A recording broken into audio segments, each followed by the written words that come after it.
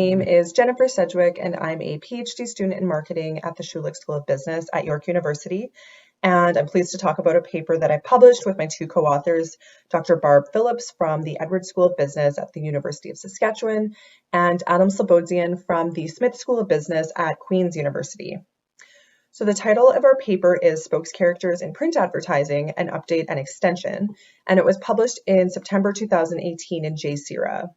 So on behalf of all my co-authors, we're all very happy and humbled that it has made the list of most influential articles in the 3A's journals in 2019.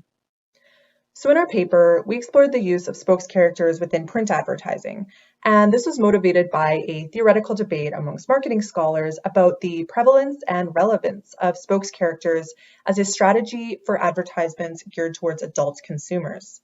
So on the one side of the debate argued that spokes characters should be increasing because of the certainty and trust that familiar characters can instill in times of rapid technological change and global distress. But the other side argued that spokes characters should be decreasing, and that's because these characters that are often personified as cutesy, cuddly creatures are simply no longer relevant to adult consumers. To address this debate of whether spokes character use had changed over time, we looked at all of the ads presented in 2015 from the magazines Sports Illustrated and Good Housekeeping, and then compared the percentage of ads with spokes characters to the percentage of ads with spokes characters in 1997. And this data came from a study by Phillips and Garrick published in 1999.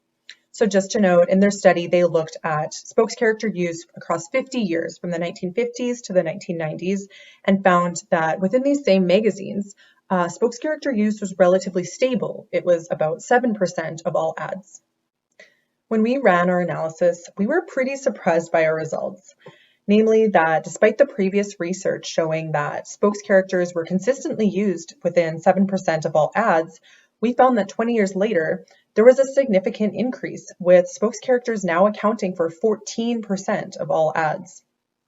Aside from this 100% increase, though, another interesting finding was that the theory that spokes characters should be increasing due to nostalgia appeals to adult consumers didn't fit with our findings, because the most frequently used spokes characters from our sample weren't these older, familiar faces, but they were relatively recent ones, such as the infamous gecko promoting the insurance for Geico. Our paper also details some of the theories that we have for why spokes character use has increased. And so I recommend that you go check it out in JCERA, titled Spokes Characters in Print Advertising, an Update and Extension. Thank you to all the readers and anyone that cited our research, and to the 3A's for acknowledging our paper.